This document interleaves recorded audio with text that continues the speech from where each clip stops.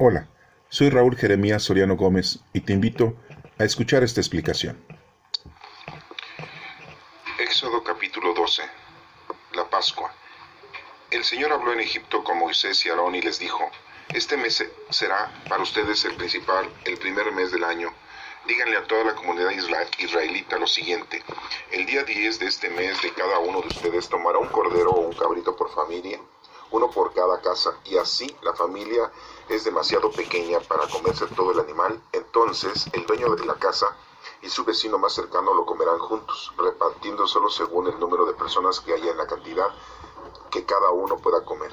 El animal deberá ser de un año, macho y sin defecto, y podrá ser un cordero o un cabrito. Lo guardarán hasta el 14 de este mes, y ese día todos y cada uno en Israel lo matarán al atardecer. Tomarán luego la sangre del animal y la untarán por todo el marco de la puerta de la casa donde coman el animal. Esa noche comerán la carne asada al fuego, con hierbas amargas y pan sin levadura. No coman ni un solo pedazo crudo o hervido. Todo el animal, lo mismo la cabeza que las patas y las entrañas, tiene que ser asado al fuego, y no deben dejar nada para el día siguiente. Si algo se queda, deberán quemarlo. Ya vestidos y calzados y con el bastón en la mano, coman deprisa el animal, porque es la Pascua del Señor.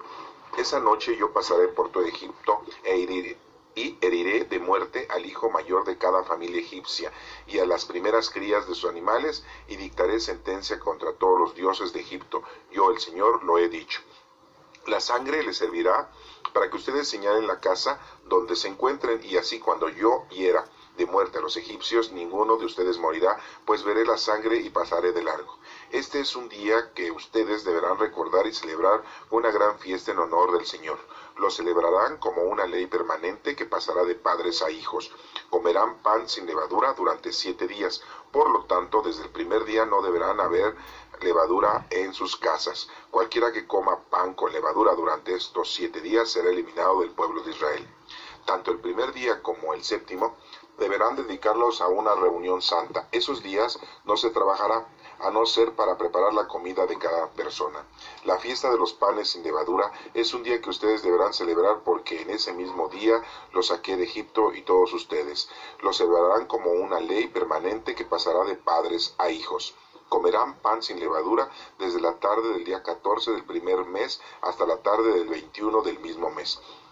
No deberán haber levadura en sus casas durante 7 días, porque cualquiera que coma pan de levadura será eliminado de la comunidad israelita, tanto si es extranjero como si es del país. Por lo tanto, no coman nada que tenga levadura. Donde quiera que ustedes vivan deberán comer pan sin levadura. Moisés mandó llamar a todos los ancianos israelitas y les dijo: vayan y tomen un cordero o un cabrito para sus familias y mátenlo para celebrar la Pascua. La sangre debe quedar en una palangana. Tomen después un manojo de ramas de hisopo, mójenlo en la sangre y unten la sangre por todo el marco de la puerta de la casa. Ninguno de ustedes debe de salir de su casa antes del amanecer. Cuando el Señor pase para herir de muerte a los egipcios, verá la sangre por todo el marco de la puerta y pasará a largo por esa casa. Así el Señor no dejará que el destructor entre en las casas de ustedes.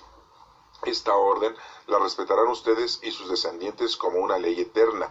Cuando ustedes hayan entrado ya en la tierra que el Señor les va a dar, tal como lo ha prometido, deberán seguir celebrando esta ceremonia.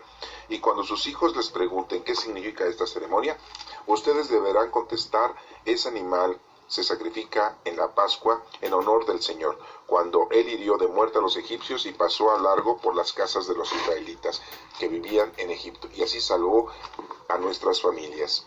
Entonces los israelitas se inclinaron en actitud de adoración y luego fueron e hicieron todo tal como el Señor se lo había ordenado a Moisés y a Aarón. A medianoche el Señor hirió de muerte al hijo mayor de cada familia egipcia.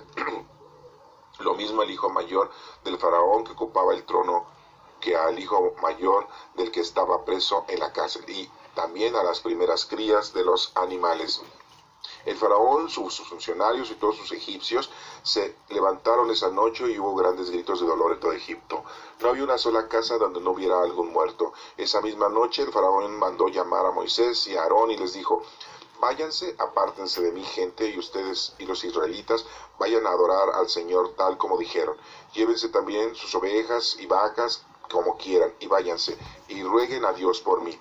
Los egipcios apuraron a los israelitas para que se fueran pronto de su país, pues pensaban que todos iban a morir. Los israelitas sacaron la masa, todavía sin levadura, y con arteza y todo la envolvieron en sus ropas y se le echaron al hombro.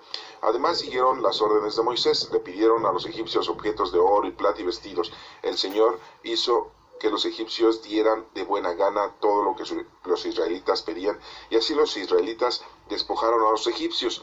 Los israelitas salieron de Ramsés a Sucot, sin contar mujeres y niños. Eran como 600,000 hombres a pie, de edad militar. Con ellos se fue muchísima gente de toda clase, además de muchas ovejas y vacas. Como lo habían tenido tiempo de preparar comida, pues los egipcios los habían echado de su país, hicieron tortas sin levadura con la masa que habían sacado de Egipto, la cual estaba sin fermentar. Los israelitas habían vivido en Egipto 430 años, y el mismo día en que se cumplieron los 430 años, todos los ejércitos del Señor salieron de aquel país. Esa noche el Señor estuvo vigilante para sacarlos de Egipto. Esa es la noche del Señor, la noche en que en su honor los israelitas también deberán estar vigilantes generación tras generación. El Señor le dijo a Moisés y a Aarón: esta es la ley para la Pascua. Ningún extranjero podrá comer del animal sacrificado, pero el esclavo comprado por dinero sí podrá comer de él, si ha sido circuncidado antes. Ningún extranjero, ya sea que esté de paso o que viva como asalariado, podrá comer el animal, el cual deberá comerse en una sola casa. No se sacará de la casa ni un solo pedazo de carne de animal sacrificado, ni se le quebrarán los huesos. Esto lo hará toda la comunidad israelita. Sin embargo, si un extranjero vive entre ustedes y quiere celebrar la Pascua en honor al Señor, primero ha de haber que se circunciden todos los hombres de su familia, y después podrá celebrarla, pues entonces será como los nacidos en el país. Pero no podrá comer del animal nadie que no esté circuncidado. La misma ley se aplicará a los nacidos en el país y a los extranjeros que vivan entre ustedes. Los israelitas lo hicieron todo tal como el Señor se lo había ordenado a Moisés y Aarón. Aquel mismo día el Señor sacó de Egipto a los ejércitos israelitas. El Señor se dirigió a Moisés, capítulo 13 de Éxodo. El Señor se dirigió a Moisés y le dijo: conságrame los hijos mayores, porque todo primer hijo de los israelitas me pertenece, lo mismo que toda primera cría de sus animales. Entonces Moisés le dijo al pueblo: acuérdense de este día, en que con gran poder el Señor los sacó de Egipto, donde vivían como esclavos. No deberán comer pan con levadura. Ustedes salen este día en el mes de Abib, y en este mismo mes deberán celebrar la fiesta, pues una vez que el Señor los haya llevado a la tierra donde la leche y la miel corren como agua, es decir, el país de los cananeos, hititas, amorreos y heveos y jebuseos, que ya había prometido a sus antepasados que se los daría a ustedes. Comerán pan sin levadura durante 7 días, y el séptimo día harán fiesta en honor al Señor. Durante los 7 días se comerán pan sin levadura, y en ninguna parte de su territorio deberá haber levadura o pan con levadura. En ese día les dirán a sus hijos: esto se hace por lo que el Señor hizo con nosotros cuando salimos de Egipto. Y como si tuvieran ustedes una marca en el brazo o en la frente, esto les hará recordar que siempre deberán hablar de la ley del Señor, pues Él los sacó de Egipto con gran poder. Por eso deben celebrar esta ceremonia año tras año en la fecha señalada. Cuando el Señor los haya llevado al país de los cananeos, es decir, cuando los entregue el país, según la promesa que le hizo a ustedes y a sus antepasados, tendrán que dedicarle todos sus primeros hijos varones y todos sus primeros machos que nazcan de sus animales, porque pertenecen al Señor. En el caso de la primera cría de una asna, deberán dar un cordero o un cabrito como rescate por el asno, pero si no, dan el cordero, entonces le romperán el cuello al asno. También deberán dar una ofrenda como rescate por cada hijo mayor, y cuando el día de mañana sus hijos le pregunten ¿qué quiere decir eso?, les responderán: el Señor nos sacó con gran poder de Egipto, donde vivíamos como esclavos. Cuando el faraón se puso terco en no dejarnos salir, el Señor hirió de muerte al hijo mayor de cada familia egipcia y a todas las primeras crías de sus animales. Por eso le ofrecemos al Señor todos los machos que nacen primero y damos una ofrenda como rescate por nuestro hijo mayor. Por lo tanto, como si tuvieran una marca en el brazo o en la frente, esta ceremonia les hará recordar a ustedes que el Señor nos sacó de Egipto con gran poder. Cuando el faraón dejó salir al pueblo israelita, Dios no los llevó por el camino que va al país de los filisteos, que era el más directo, pues pensó que los israelitas no querrían pelear cuando tuvieran que hacerlo y que preferían regresar a Egipto. Por eso les hizo dar un rodeo por el camino del desierto que lleva al Mar Rojo. Los israelitas salieron de Egipto formados como un ejército. Moisés se llevó consigo los restos de José, pues José había hecho que los hijos de Israel le prometieran hacerlo así. Les había dicho: en verdad, Dios vendrá a ayudarlos, y cuando eso suceda, ustedes deben llevarse mis restos de aquí. Los israelitas salieron de Sucot y acamparon en Etam, donde comienza el desierto.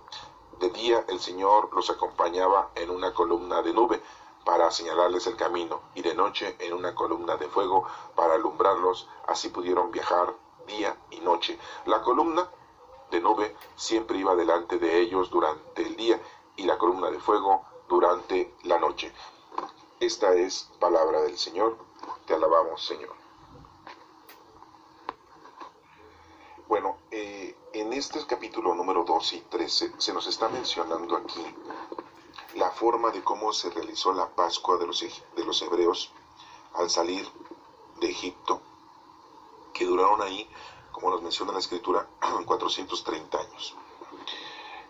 Hemos leído, hemos escuchado cómo se suscitaron las cosas, qué es lo que Dios les dijo que hicieran, que mataran a un cordero o un cabrito de un año sin mancha, y que lo asaran. No lo podían hervir y no lo podían comer los extranjeros si no estaban circuncidados, o gente que no estuviera circuncidada no lo podía comer, no podía celebrar la Pascua. Les da indicaciones a los hebreos, y aquí las estamos viendo, cada una de esas indicaciones, y les dice que la sangre en una bandeja la van a escurrir, la van a tener ahí, y van a marcar las puertas, los marcos de las puertas, para que cuando pase el destructor mandado por nuestro Padre Dios no destruya y no sea la plaga de la muerte de los primogénitos entre en las familias hebreas, en las familias judías, y que nada más pase a castigar, si podemos decir de esa palabra, a todos los primogénitos de los egipcios. Es muy importante que nos demos cuenta que la situación es muy drástica, porque sabemos que el faraón se había puesto terco, pero por órdenes de nuestro Padre Dios, porque ya todo esto era un plan salvífico. El faraón muere su hijo, al igual que de todos sus funcionarios, sus primogénitos mueren, al igual que todas las primeras crías de todos los animales que tienen los egipcios mueren. Eso es un simbolismo muy importante, ya que el primogénito tiene un valor muy importante en todos los ámbitos, tanto en el ser humano como en los animales, porque supuestamente en los animales es el animal, el mejor animal, el primero que nace, es el que tiene toda la consistencia o constitución física o biológica, porque recibe, como quien dice, la mayor parte de vitalidad, hablando de los animales.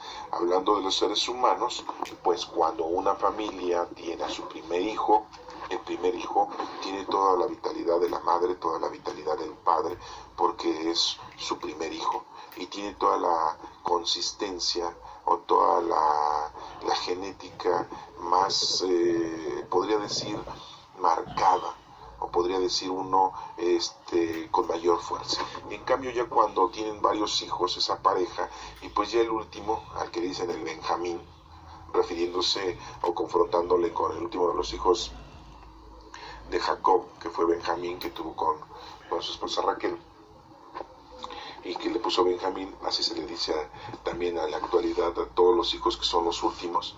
Ya cuando pasan el segundo, tercero, cuarto, quinto, sexto, séptimo, el séptimo hijo, pues ya la vitalidad es diferente, supuestamente, ¿no? Podríamos decirlo supuestamente, ¿no? Porque ya la madre ya está más grande, ya dio a los anteriores hijos una vitalidad, una genética, aunque la ciencia nos menciona que pues los genes son los genes y se transmiten, la herencia se transmite, pero la vitalidad biológicamente hablando se puede decir que disminuye, ¿no?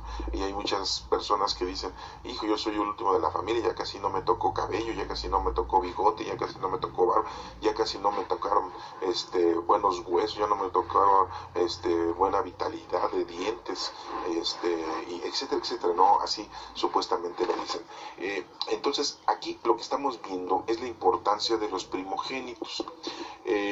Ya ustedes escucharon la lectura y se dan cuenta de cada una de las situaciones en que se está encontrando el pueblo hebreo de llevar a cabo su Pascua, como la deben de llevar, como los puntos que les acabo de mencionar, y que deben de comer panes sin levadura, ¿sí?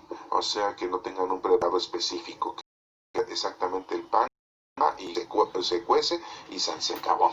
Al animal también debe de ser asado, y lo que sobre del animal debe de ser quemado. Es muy importante darnos cuenta de todo este suceso porque vemos cómo entonces hay varios puntos que vamos a analizar ahorita y que tienen un mensaje teológico. Desafortunadamente ustedes podrían leer la lectura y una persona o algunas personas criticarían mucho este tipo de sucesos. Un suceso, vamos a marcarlo, es el por qué el Señor hace que el pueblo egipcio, en el caso del faraón, se ponga terco. Dios mismo lo mueve porque se ponga terco, y después porque se pone terco, entonces le llega la 10ª plaga, que es matarle a su propio hijo primogénito. Dirían, oye, pues entonces está enfrascado, no tiene salida el pobre faraón. Fue una víctima de nuestro Padre Dios porque el Señor le puso un cuatrote, ¿verdad? Dios le mueve el corazón para que se ponga terco y a la vez le manda una plaga en donde le mata a su hijo primogénito, ¿no? Dirían muchos críticos, diría mucha gente de alguna manera entusiasta, y dirán, ay, qué cosas tan enormes y qué injusticia, ¿no?, en lo que hace nuestro Padre Dios. Ese sería un punto de análisis, ¿no? Diríamos, qué barbaridad. Otro punto de análisis es que vemos que cuando se van los hebreos de Egipto, los egipcios, por miedo al Dios Todopoderoso, hasta les dan ovejas, vacas, o sea, ganado, les dan cosas de oro y de plata, porque así Dios les dijo, cuando se vayan, le dijo a Moisés, dile a tu pueblo que cuando se retiren de Egipto, que los egipcios les den a ustedes oro y plata. ¿Por qué? Porque necesitaban cosas de valor para que cuando llegaran a la tierra prometida tuvieran ese tipo de metales que son muy codiciados desde ese entonces y desde antes por el género humano, y pudieran tener ustedes una riqueza, ¿no?, mundana y material. Y diríamos, ¿qué onda? O sea, aquí el Señor le interesa mucho los aspectos mundanos y materiales, y por eso les dice que por medio de Moisés que les pidan a los egipcios, y ya que no se van a negar los egipcios en darles el oro y la plata y darles ganado. O sea, que les pone un cuatrote otra vez a todos los pobres egipcios, ¿verdad? Dios los hace que les dé miedo, les hace que renieguen y que les dé susto, y entonces que les regalen a los hebreos todo eso. Pero podremos pensar algo terrible, ¿no? Qué injusto, ¿no? Pobres egipcios, ¿no? Están en una situación que se pusieron, ahora sí que al tú por tú con nuestro Padre Dios, y pues es el Todopoderoso. O sea, ahí les está dando cranky a ellos, ¿no? Los está casi extinguiendo. sería otro punto que podemos analizar ahorita, y de una manera pues teológica lo vamos a ver, porque ahorita lo estamos viendo desde un punto de vista crítico, ¿no? Es que es algo crítico para los pobres egipcios, ¿no? El tener una situación de esa índole, después de tener 10 plagas y que 10 veces nuestro Padre Dios hizo que el faraón se pusiera terco y no dejara ir a los hebreos a su tierra que el Señor les había prometido a sus antepasados, desde Abraham, Isaac y Jacob, la tierra, como dice aquí, de los saduceos. Aquí nos menciona, les voy a repetir los pueblos, ahí los tenemos anotados, digo, para no vagar, pero bueno, ahorita se los busco, dice aquí que se fueron por otro lugar, no al país de los filisteos, que era el camino más recto, pero si se encontraban por ahí, por ese país, pues iban a tener que luchar, y a lo mejor no querían enfrentar a los filisteos, los hebreos, al haber salido de Egipto, y a lo mejor se arrepentían y se iban a querer regresar, y entonces pues el Señor los estaba guiando, y también nos menciona aquí como los guía, de día los guía con una columna de humo, que es una nube, y en la noche con una columna de fuego, para que pudieran encontrar el camino al que el Señor les había prometido. Y bueno, ahorita les menciono todos los pueblos, ¿verdad? Que estaban por ahí, los hititas, que ya se lo había prometido a Abraham, a Isaac y Jacob. Pero aquí lo importante es hacer otro punto aparte de lo que les estoy mencionando, de que los israelitas están trabajando durante 430 años viviendo en Egipto, y llegaron ahí, acuérdense que porque ya no había que comer, y pues llegaron a Egipto, y en Egipto pues ya vivía José, uno de los hijos de Jacob, y que pues todo esto ya había sido un plan, porque el Señor sabía, nuestro Padre Dios sabía que iba a haber una escasez en el mundo. Yo diría, bueno, pues si nuestro Padre Dios es todopoderoso, ¿por qué permite que haya una escasez en todo el mundo? ¿Verdad? Y hace que todo Jacob y todos sus hijos vayan a parar a Egipto, en donde está José, y José los reciba, y ahí estén 430 años, y ahí vivan a todo dar, y después los esclavicen los egipcios por miedo, etcétera, etcétera. Muchos dirían, bueno, ¿qué no sería más factible que nuestro Padre Dios hiciera con su poder divino que esas tierras no cayeran en la ausencia de la agricultura, y que no pereciera el alimento, con su poder brindara que hubiese lluvia, que las siembras dieran bastante para que Jacob y todos sus hijos y su familia vivieran bien y no tuvieran que haber ido a Egipto?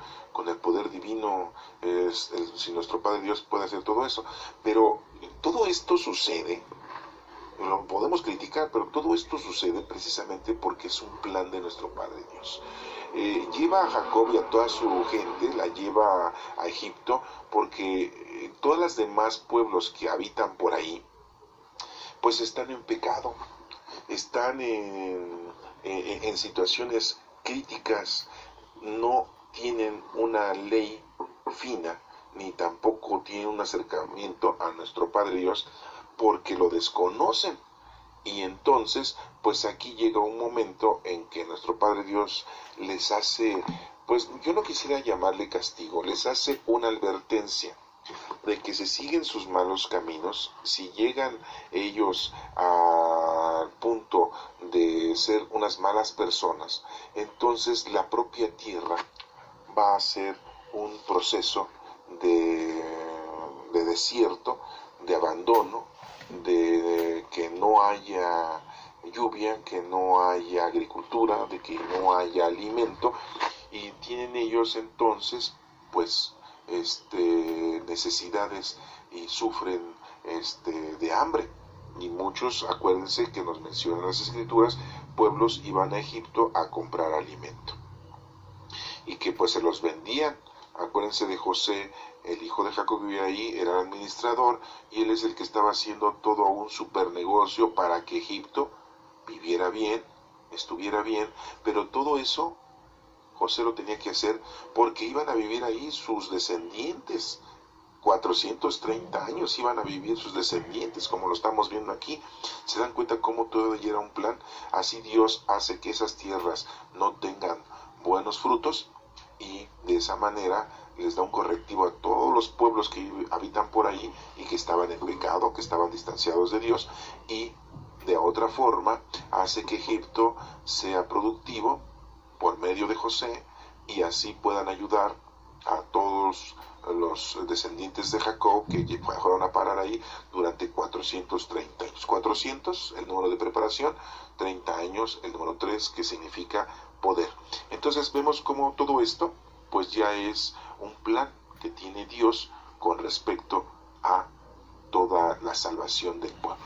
Y duran ahí mucho tiempo, lo estamos viendo, y que al final de cuentas los egipcios cambian. Si ellos no hubieran cambiado, si ellos los hubieran seguido teniendo y los hubieran atendiendo, no hubieran tenido que vivir esas 10 plagas. Y el Señor hace que sí, el faraón se ponga terco, porque tienen que también ellos arrepentirse, reconocer al único Dios todopoderoso, que es el de los hebreos, y no todos los dioses que ellos hacían de metal, esculturas. O sea, dioses, pues, que ni eran dioses, ¿no? O sea, ellos les llaman dioses, así como aquí en México, los aztecas que tenían el dios de la lluvia, el dios del fuego, ¿sí? El dios sol, le decían. Entonces, todo esto, precisamente, les pasa a los egipcios para que tengan ellos un arrepentimiento y se den cuenta del poder tan grande que es el Dios de los hebreos. Y entonces, pues aquí nos damos cuenta que los hebreos pues son ayudados, son guiados por nuestro Padre Dios, pero antes de que salgan de aquí, que es la lectura que nos corresponde a hoy, pues les dice cómo va a ser la Pascua. Hemos hecho ya varias críticas y podríamos decir, bueno, ¿por qué Dios hizo esas 10 plagas y pone terco al faraón para que se mueran sus hijos? Precisamente esto te hace ver que el Señor puede tocar tu intimidad más grande que tienes de amor hacia la vida, en el caso de tu familia, para que te acerques a Dios, para que respetes las cosas de Dios y para que sepas que Dios es el Todopoderoso y que no hay otro más que Dios. Muchas veces nosotros nos desanimamos porque decimos que nos va mal, porque no tenemos trabajo, no tenemos dinero, o tenemos muchas enfermedades, o tenemos hijos con problemas físicos de toda índole, y empezamos a sentirnos incómodos y empezamos a sentirnos que pues Dios nos ha abandonado y que Dios no nos guía, que Dios no nos acompaña, que Dios nos tiene alejados de su presencia. Entonces sentimos un distanciamiento, ¿no?, de Dios con nosotros, pero es muchas veces que nosotros hemos actuado mal, así como los egipcios, ¿sí? Y debemos de tener mucho cuidado porque podemos aquí criticar esa acción divina de nuestro Padre Dios. Y en el otro caso dirán, bueno, ¿por qué hizo que hasta los egipcios les dieran ganado, animales y plata y oro a los hebreos para que se fueran? Porque era una necesidad que tenían los hebreos y porque habían trabajado mucho tiempo ahí y había José administrado tanto Egipto que Egipto había sido una gran ciudad, un gran país por causa de la administración de José, y que José pues él había cobrado solamente su sueldo, no le habían dado un premio por todo lo que había hecho, y pues ahora el premio por todo lo que había hecho José y por tantos años de trabajo que habían hecho los hebreos, pues esa era su paga, ¿verdad? Que los mismos egipcios les dieran ganado, oro y plata. Hagan de cuenta que es como cuando a alguien lo contratan y después de 30 años lo quieren correr. Bueno, pues lo van a correr, sí, pero le van a dar su pensión, le van a dar una donación, le van a corroborar con algo material su gran desempeño que tuvo en su trabajo. ¿Se dan cuenta el porqué de todo esto? Para que no caigamos en la crítica de decir es un Señor castigador, nuestro Padre Dios es un castigador, nos utiliza, ya tiene un plan, y les puso un cuatrote a los egipcios, y pobres cuates, ¿verdad?, sufrieron estas calamidades de que se les murieran, pues, sus primogénitos, no solamente de su familia, sino también de sus animales, que son los animales muy importantes, ¿verdad? Porque, por ejemplo, tienen ustedes un animal, un caballo, el primogénito del caballo, pues es un caballo de sangre, así le dicen, ¿no? Pues ese caballo lo tienen que cruzar con otro para que tenga una yegua, pues tienen que cruzarla con una yegua para que tengan otro caballo primogénito y que va a ser de buena sangre, ¿no? Pero ya si una yegua tuvo 2, 3, 4, pues ya no es muy apreciado. Ese es un ejemplo que les pongo para que nos demos cuenta que es una apreciación que tiene el género humano con respecto a la primogenitura de cada uno, tanto de los humanos como de los animales. Y bueno, pues aquí nos está mencionando varios aspectos, pero vamos a pasar ya a un punto pues más teológico, ¿no? El mensaje que se nos está preparando aquí, que quiere decir la Pascua. La Pascua es el paso a la libertad. Están siendo esclavizados. En la actualidad, la doctrina nos menciona que es pasar del pecado a la salvación, de dejar nuestra vida antigua y ver la vida actual. ¿Y qué es la vida antigua? El desconocimiento de nuestro Padre Dios, desconocimiento de sus leyes, desconocimiento de sus reglas, el no tener amor, el no tener fe. ¿Y cuál es la nueva vida? El ponerte a trabajar con los dones del Espíritu Santo que tienes. Es un paso de la vida, sí, que tenemos para la resurrección.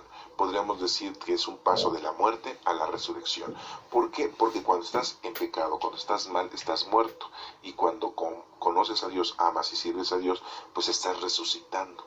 Es un paso, eso significa Pascua, significa paso. Así como ellos que estaban de esclavos y salieron de ahí y son liberados, entonces es un paso. Ese es el significado. Y que esto les dice que siempre hay que recordarlo. A ellos les dice que si estás circuncidado tienes que hacer esa Pascua, pero si no estás circuncidado no tienes por qué llevar a cabo, comer o celebrar esa Pascua. Es una fiesta muy importante, hasta menciona el mes Abib, ¿sí? Nos menciona los días que debe de llevarse a cabo esta fiesta, y que siempre debe de llevarse esta fiesta de generación en generación en honor a nuestro Padre Dios, y que deben de estar siempre vigilantes en esa fiesta de la Pascua. Y nos menciona aquí que muy claramente que el Señor dice aquí ha de hacer que se circunciden todos los hombres si es que quieren celebrar esa Pascua, porque no es muy común que los hombres estén circuncidados. Esto es algo que se les pidió a los hebreos que hicieran para que de esa manera estuvieran en común unión con nuestro Padre Dios. Ese es un significado muy importante que Dios le está dando a los hebreos con respecto a la circuncisión. Entonces, nos menciona aquí también que eran como 600,000 hombres los que salieron, sin contar mujeres, niños y ancianos.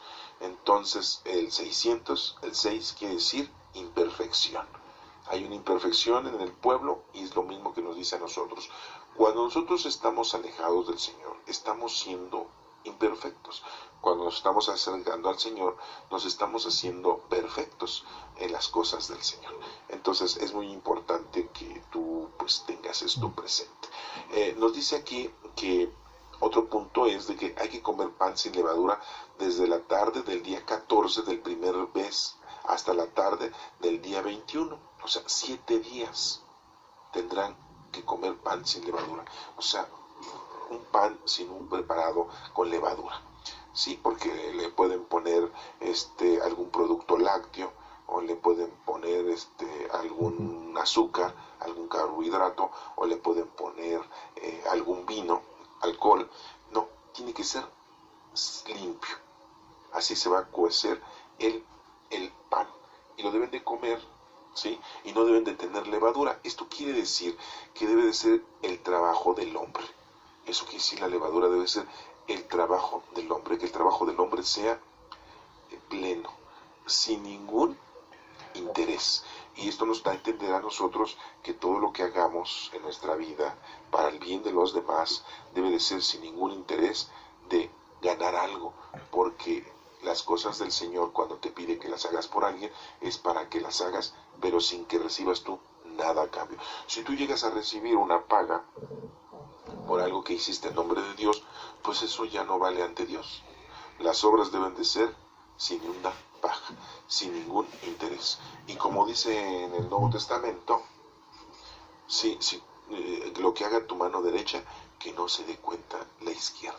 Eso quiere dar a entender que lo hagas sin ningún interés y que lo hagas a escondidas, y tampoco lo comentes, ni lo digas, ni lo presumas, porque entonces, de lo contrario, pues entonces ya no se te toma en cuenta las obras que tú estés haciendo. Esto también lo sacamos de aquí para que ustedes se den cuenta de cómo deben de llevar a cabo ellos su ejercicio de la caridad. Y vemos que nos menciona también otro puntito que dice que no deberán, que van a guardar hasta el 14 mes, y ese día todos y cada uno de ellos matarán al atardecer. O sea que durante un tiempo determinado tenían que guardar al animal, y ya después lo tenían que sacrificar, y puede ser un cordero o un cabrío. Dirán ustedes, pobres animalitos, ¿por qué no agarraron una vaca? ¿O por qué no agarraron un toro? ¿Por qué pobres borreguitos, pobres corderitos, pobres cabríos? Son animales en los que sus propiedades son muy importantes, y no solamente en el alimento, sino en su comportamiento del animal. ¿Cómo se le dice a alguien que sigue a otra persona a causa de todo? Le dicen, oye, eres un borrego, sigues, ese te dice esto, y ahí vas, y ahí vas, y ahí vas. Te da de comer y ahí vas como borrego, ¿no? En la actualidad pues tenemos próximamente aquí en este país algunas elecciones, y los políticos te invitan a que los sigas, los políticos te brindan, te dicen tantas mentiras, y caes dentro de sus mentiras, y los sigues a capa y espada, no te importa, entonces eres un borrego. Entonces esa, podríamos decir, entonces ya no es una cualidad, es un problema el ser borrego. Pues miren, quiero darles a entender que la cualidad del animal es que él sigue fielmente a su amo. Él sigue fielmente las indicaciones del dueño, del pastor. Y aquí nos menciona Dios que precisamente esos animales deben de ser sacrificados, porque son los que tienen esa primicia, tienen esa cualidad, ¿sí?, de ser fieles a su dueño, a su amo. Y así debemos ser nosotros, como borregos, ¿sí?, como cabritos, fieles a nuestro Padre Dios, seguirlo a Él a como dé lugar, porque somos sus hijos. Primero fuimos su creación, pero ya después, por parte de nuestro Señor Jesucristo, pasamos a ser sus hijos. Eso es muy importante también que ustedes aquí lo denoten, porque lo menciona muy plenamente. Nos menciona también el número 10, dice, el día 10 de este mes cada uno de ustedes tomará un cordero o un cabrito por familia, uno por cada casa. El día 10, ¿sí? El número 10 significa totalidad, que es la ley, que aquí todavía no le da la ley a Moisés, los 10 mandamientos, pero ya se menciona el número 10 como una totalidad, y que deben de respetar ese día, y que ese día es el primer mes del año. Así le menciona Dios a Moisés y a Aarón, para que lo tengan eso presente ellos. Entonces es muy importante darnos cuenta que el Señor nos va dando indicaciones con respecto a nuestra vida actual. Nosotros vivimos en el año 2017, pero el pueblo judío estamos en el año del 5777. Entonces el Señor, nuestro Padre Dios, nos va orientando en todo, desde nuestra vida mundana y corporal como nuestra vida espiritual. Entonces, pues nosotros nos debemos de dejar llevar de la mano de nuestro Padre Dios para que las cosas salgan correctamente y no equivocarnos. Y vemos como aquí las indicaciones son plenas al pueblo de Israel para que se salga de su esclavitud. Tú tienes que salir de tu esclavitud es lo terrenal, es lo mundano, es lo corporal, es lo sexual, es los vicios que tenemos en nuestra vida de toda índole, todos los vicios, no quisiera mencionarlos, no tiene caso, todos los vicios que tenemos. Sí, a veces el comer mucho también es un vicio, sí. El que hagas algo intensamente y que no lo apartes y que no le des primero el lugar a nuestro Padre Dios, ese es un vicio para ti. Bueno, hay gente que se vuelve fanática de las cosas del Señor y eso es un vicio. Entonces debemos de tener cuidado porque muchas veces estamos en las cosas del Señor, aprendiendo, conociendo y se nos vuelve un vicio porque no hacemos nuestro trabajo. Nada más nos gusta leer, nos gusta estudiar, nos gusta saber más, nos gusta disfrutar de las cosas que el Señor nos da, pero no hacemos nuestro trabajo con los dones del Espíritu Santo que tenemos y que los tenemos que poner a trabajar para el bien de los demás. ¿Sí? Aquí nos menciona también otro puntito que para ir dándole más prontitud al mensaje teológico, que nos menciona que ningún extranjero puede celebrar esta Pascua. Nosotros no somos judíos. Los que son judíos tienen la obligación de celebrar, ya que nuestro Padre Dios los sacó de Egipto y les pide que celebren esta fiesta. Pero aquel extranjero que quiere festejarla se tiene que circuncidar. La circuncisión, como les vuelvo a repetir, es la forma de cómo Dios les está pidiendo a los varones del pueblo del pueblo hebreo, a que lleven a cabo esa acción física en su parte más noble para que se la ofrezcan al Señor, dándole a entender que primero Dios y después el cuerpo humano. Eso es importante, primero Dios y después el cuerpo humano. Y de esa manera el Señor los tiene como dijéramos, marcados.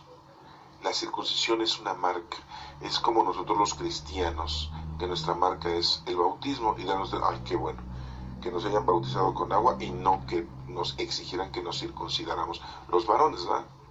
Porque es doloroso. Cuando se hace la circuncisión, pues se hace a los 7 días de haber nacido, le quitan el prepucio a los bebés y pues bueno, sí les dolerá, pero no es tanto como cuando ya es un adulto, porque cuando ya es un adulto pues es una cirugía, ¿verdad?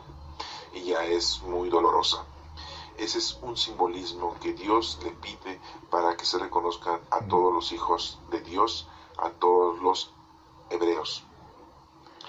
Y nos menciona en el capítulo 13 que el Señor le dice a Moisés que le diga al pueblo que le consagren todos los hijos mayores, porque como les menciono, es muy importante la primogenitura de cada familia. El hijo mayor es el que debe de tener la bendición para que se haga cargo de las cosas del Señor. Y nos menciona aquí lo mismo que vimos en el capítulo 12, las acciones de celebración de la Pascua año con año. Y hoy en nuestros días, pues se sigue celebrando esa fiesta, la siguen celebrando los judíos. Nosotros los cristianos no celebramos esa fiesta de la Pascua como la celebran ellos. Nosotros tenemos otra Pascua. ¿Cuál es la Pascua? La resurrección de nuestro Señor Jesucristo. El domingo de resurrección. El domingo de Pascua. Cuando nuestro Señor resucita. Ha pasado de la muerte a la vida. Y es un regalo que nos da a nosotros. Y ahora nosotros los cristianos debemos de celebrar esa Pascua, que es el paso de la muerte a la vida, de la muerte a la resurrección. ¿Y cuándo pasó eso? Pues el domingo de resurrección, es el primer domingo de Pascua. ¿Se acuerdan de esto? Que lo celebramos, muere nuestro Señor Jesucristo en un viernes y resucita el domingo en la mañana. Entonces, esa es la Pascua para nosotros los cristianos, y esa es la Pascua de los hebreos. Aún nosotros tenemos esa Pascua muy implícita dentro de nuestra vida cristiana. Y bueno, aquí nos sigue mencionando que el Señor los ha sacado con gran poder, y que donde eran esclavos, y que los va a llevar a la tierra de los cananeos, que ya les había prometido a sus ascendentes, al padre Abraham, a Isaac y a Jacob. Al salir, vemos cómo se lleva Moisés el cuerpo de José, porque ya José les había dicho, cuando él muere, les dice antes de morir a los hebreos, a sus paisanos, que Dios un día va a ir por ellos y los va a sacar, y que les va a llevar a la tierra prometida. Ya todo esto José les había dicho, y pues pasaron 430 años y esto se cumplió. Nosotros ahorita en la actualidad sabemos que nuestro Señor Jesucristo va a llegar por segunda vez, y le llamamos a esa venida Parusía. Y ya han pasado 2017 años, aunque estamos equivocados por 7 años. Sí, estamos equivocados por 7 años. Cuando se hizo la contabilidad, pues se equivocaron, ¿no? Y ahorita pues ya ni modo de componerle, ¿verdad? No estamos en el 2017, estamos 7 años más. Entonces estaríamos en el 2024. Sería el año exacto, según los estudios, ¿eh? Esto les voy a explicar rapidísimo. Ya científicamente está comprobado, ya que cuando esa estrella que guió a los magos de Oriente para que llegaran a adorar a nuestro Señor Jesucristo, esa estrella tan grande fue la alineación de 3 planetas, y por eso se veía una estrella muy grande. Y ya con la ciencia actual sabemos que esa alineación de esos 3 planetas se suscitó en el año 7 de nuestra era, y no en el año 0 de nuestra era. Entonces, si fue en el año 7 de nuestra era, pues estamos equivocados 7 años. Eso ya está comprobado. Los magos nos dicen las escrituras que decían que era una estrella nueva. Pues es que no era una estrella nueva, se habían conjuntado 3 planetas, entonces se veía una estrella muy grande, ¿no? Ustedes han visto los planetas con un telescopio, y pues se ven como estrellas, y ya si los ven con el telescopio pues alcanzan a ver al planeta, ¿no? Redondito, ¿no? Pero si los ven sin telescopio pues los ven como si fueran unas estrellas luminosas. Pues junten a 3 de ellas, pues se ve una estrella más grande, ¿no? Y era la estrella que seguían los magos de Oriente. Bueno, esa es la prueba de que la ciencia nos aporta de que en el año 7 se suscitó eso, y que ya con otras explicaciones que hemos tenido nos damos cuenta de que sí son 7 años que estamos equivocados. Entonces no estamos en el 2017, estamos en el 2024 en el día de hoy. Ya tiene 2024 años y nuestro Señor Jesucristo dijo que iba a venir. Ya pasaron 2024 años y no viene. Y de ustedes, pues ya se tardó. Pues ahí en el pueblo hebreo llevaban 430 años y ya estaban, que ya decían, ¿cuándo va a venir nuestro Padre Dios a sacarnos de Egipto, de esta esclavitud, para darnos la tierra que Él le prometió a Abraham, Isaac y Jacob? Ya estaban también desesperaditos, ¿eh? Por eso nos menciona aquí que dice en la escritura que Dios los escuchó, los oyó y ya fue por ellos, ¿no? Nosotros llevamos 2024 años y no estamos chillando como ellos. Y también estamos esclavizados, ¿eh? Vean cómo nos tienen nuestros gobiernos. Aquí en México, aquí en Venezuela, en muchos países, en Siria. Si no, eso, lo estoy mencionando eso es porque son los que ahorita están en una situación crítica, ¿verdad? Pero hay muchos más, como Irak, sí, como todo Centroamérica, sí, como todos los países en África. Y no viene Dios, nuestro Señor Jesucristo, en su segunda venida. Acuérdense que primero vino para salvarnos, y después nos menciona que va a venir como juez. Bueno, pero esa será otra explicación de otro momento. Solamente les quiero hacer ver que así como ahorita ya pasaron muchos miles de años, en ese entonces pues ya estaban muy desesperados. Después de 430 años ya estaban muy desesperados los hebreos, y Dios va y los ayuda y ya les da la tierra prometida y los saca de la esclavitud de Egipto. Entonces, esto nos da a entender que el Señor siempre está pendiente de nosotros, el Señor siempre nos está ayudando a nosotros, y todo ya está diseñado, ya es un plan. Solamente lo que tú tienes que hacer es colaborar y llevar a cabo con tus dones que tienes el trabajo para que cumplas con lo que el Señor te está pidiendo y que hagas lo que te corresponde. Tú no vas a hacer lo que te va a hacer el vecino, ni tampoco vas a hacer lo que hace tu papá, tu mamá, tu hermano, tu hermana, tu hijo, tu hija, tu nieto, tu nieta, ni tu primo, ni tu tío, ni tu tía. No, tú tienes que hacer lo tuyo, tú tienes tus propios dones del Espíritu Santo y esos son los que tienes que poner a trabajar. Que a lo mejor te encuentras a alguien que está haciendo lo mismo que tú. Hay gente que tiene el don de la caridad y hace mucha caridad. Bueno, vamos a mencionar como a la Madre Teresa de Calcuta, ¿no? Que tenía el don de la caridad, ¿sí?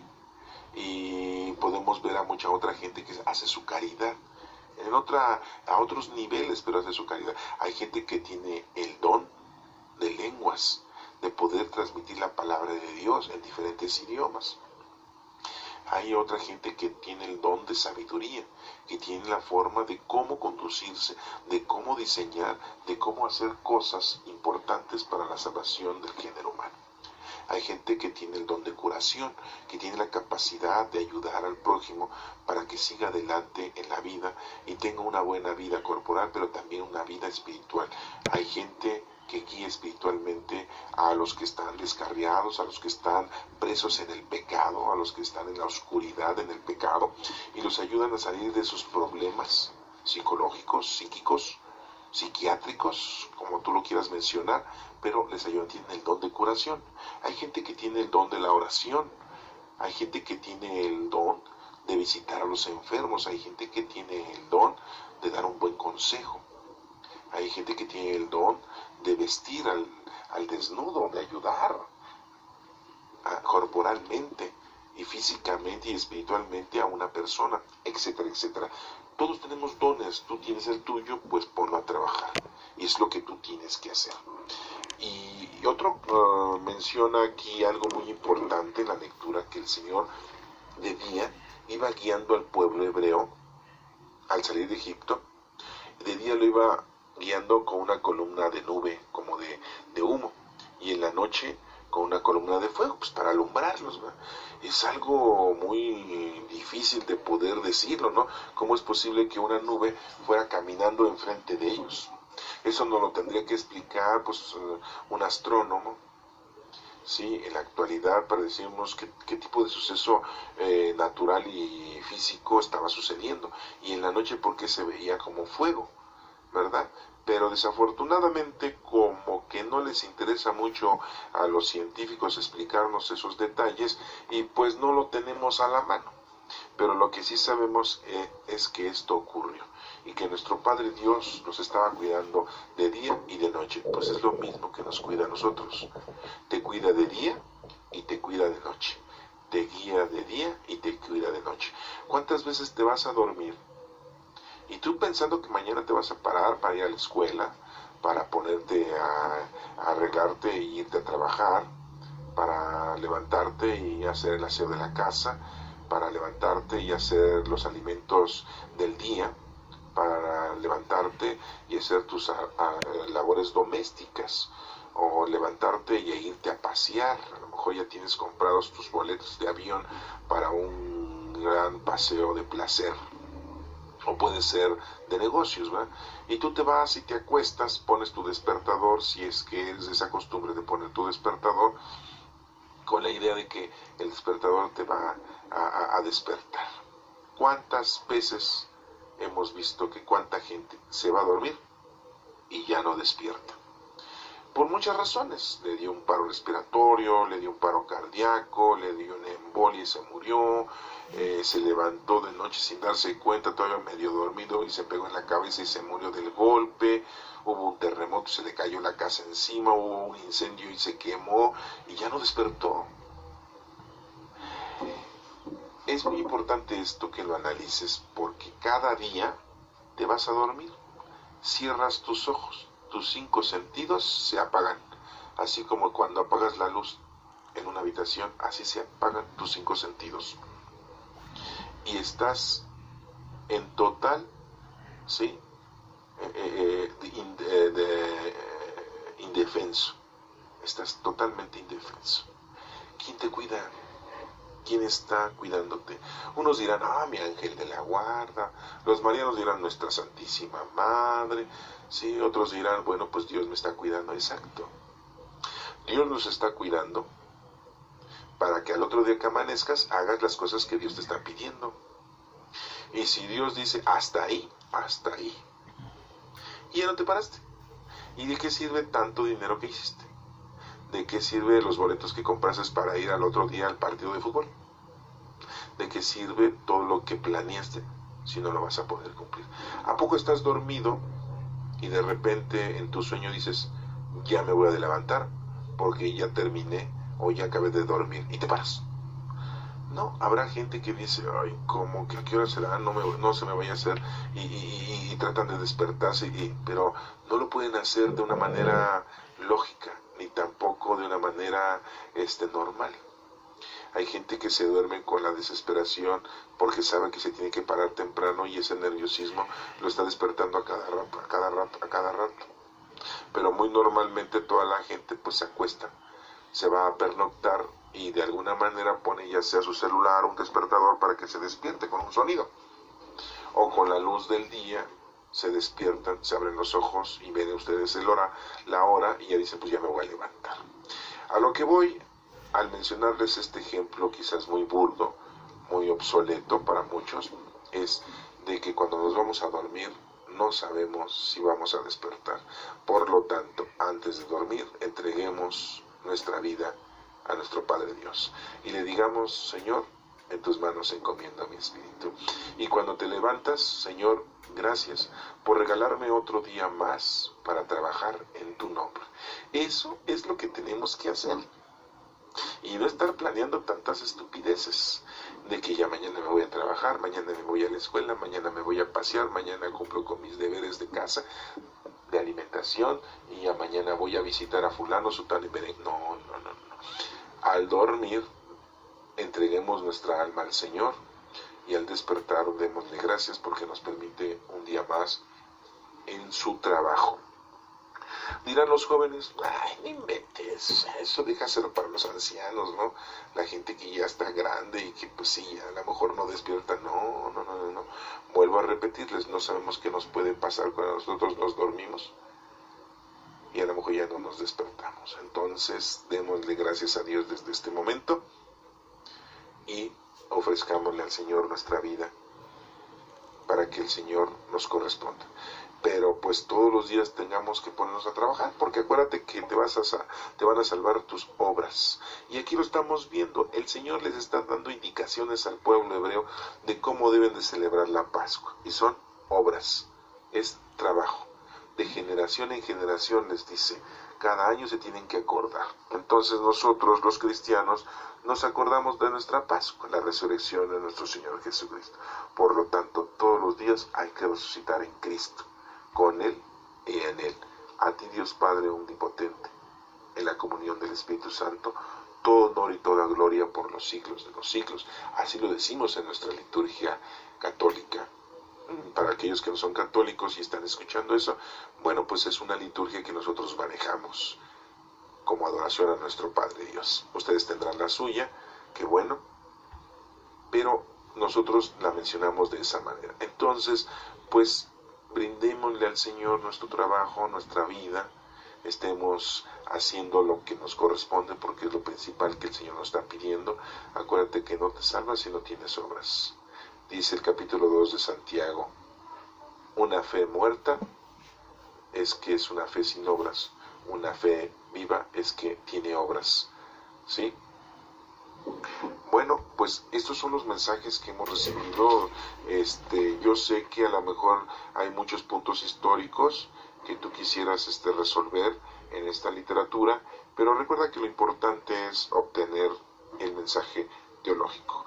Esa humo, esa nube que va guiando a los israelitas es la presencia de Dios, y la presencia de Dios siempre nosotros la tenemos día a día. Y tú, si la quieres buscar, la vas a encontrar en algún momento de tu vida. vas a darte cuenta que hay algo que te atrae, que hay algo que el Señor te pone enfrente de ti para que lo adores, para que lo respetes, para que lo ames y para que te pongas a trabajar. Porque es muy bonito amar a Dios, pero el mejor amor que le puedas tener a Dios es con tus obras, con tu trabajo. Que Dios te bendiga.